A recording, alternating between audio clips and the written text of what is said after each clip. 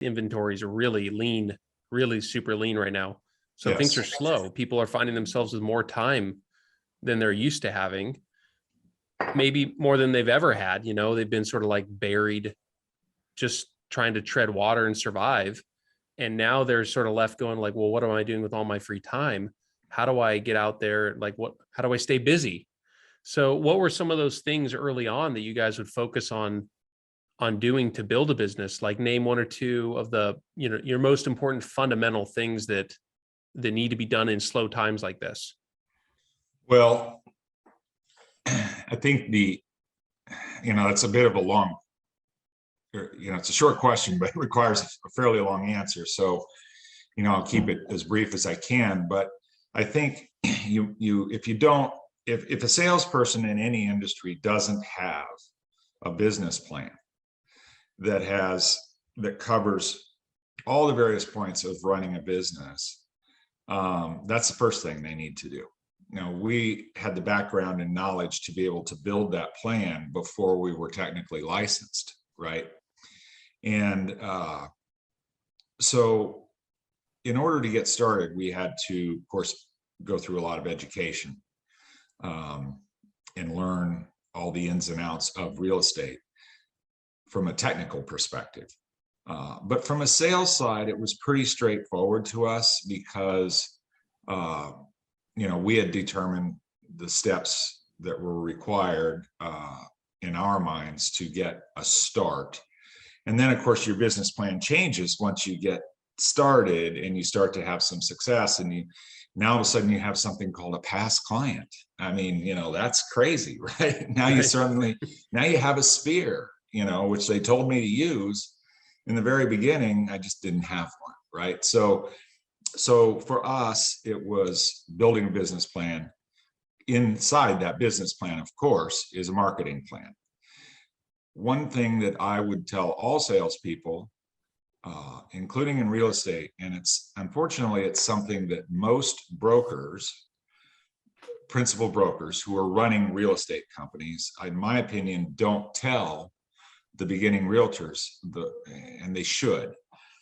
And that is that you must expect to invest in your business in order for it to be successful. And an example I use, and you can pick any business you can think of, but if I was going to start a dry cleaning business, I would expect that I would have to market and advertise, therefore spending money investing in the future success of that business, to let people know who I am and where I'm located and what services we provide, right? That costs money. So the first thing I would tell people getting started in real estate, or if they were busy because of other factors, those factors are gone now, and they kind of feel like they want to start over, is don't be afraid, and hopefully you have the wherewithal to invest in your own business. I mean, if you don't do it, who's going to, right? Yeah. So, when we first started out, there were very few tools available to us as complete beginners. So we utilized things that are fairly obvious: farming. The one difference, there's farming, but then there's quality farming with pinpoint targets. Okay, we never believed in shotgun farming, meaning just blind mailings to blind people that we know nothing about, right? So we knew early on that we wanted to determine who we wanted to talk to in any given geographical farming area. So we spent money to do that. We also bought Zillow phone leads, Realtor.com phone leads. These are things that I'm not a huge proponent of any longer, but I have to say, when I have 0 customers, something that gets my phone to ring, is not bad, right? Yeah. So we invested in some marketing programs that did bring us some clients, and then from there, it just kept growing and growing and growing. And of course, we continually refine every year to this day in October, we redo our entire business plan. Turns out oftentimes it's quite similar to the year before, but that's only because the principles we're using to build that business plan are still sound. But we will shift on a dime if we feel it's appropriate, right? So within a business plan is an inherent need to have flexibility and understanding different market cycles. So ours changes quite a bit, but we have it and we follow it every day. And you're like in October, you're refreshing this plan, you know, you and Robin and your team. Does your team get involved now, like with the planning? They do. Okay. They do. Yeah, that's great. Yeah. The soldiers are on the streets, you know, they hear a bit of the chatter out there and can feel it. So that's great that you get them involved. But I'm curious to know, like in October, if you felt, I mean, I know the inventory was starting to get a bit stagnant, you know, you could see the trend at that point in this marketplace. How much did you take that into consideration, and did you expect this level of change?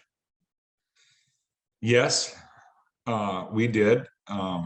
In our marketplace, this phenomenon of low interest or low inventory had already been happening. And, you know, listen, your crystal ball, my crystal ball, their crystal ball, whose crystal ball is better, I don't know. Right. But our crystal ball told us that we felt that was a continuing trend into 2022. So, you know, we made some altered plans to help combat that. You know, that is, you know, it's worked to some degree.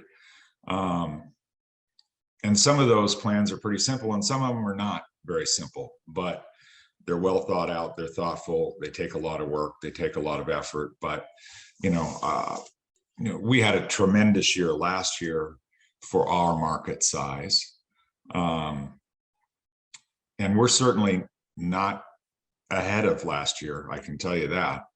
But we're holding our own, and which to me means we're gaining market share, right? Yeah, the market's shrunk. Yes, there's less business and Yep. we're getting a little bit more of the piece of the pie. But, you know, that's through effort and careful planning. Yeah, I mean, what is in markets like this, you know, remember back in 2007, 2008 when the market, like you said, the Great Recession hit and everything was upside down. The people who didn't have the, like you said, the wherewithal to stick through it, they left the industry, which meant that there was actually more available to everybody else when it came back or even during it, you know? Right. And I think that's going to start happening here this year. We're seeing a lot of people go, well, how am I going to do this? And so that means the pie, there's more of it for you. And so that's great.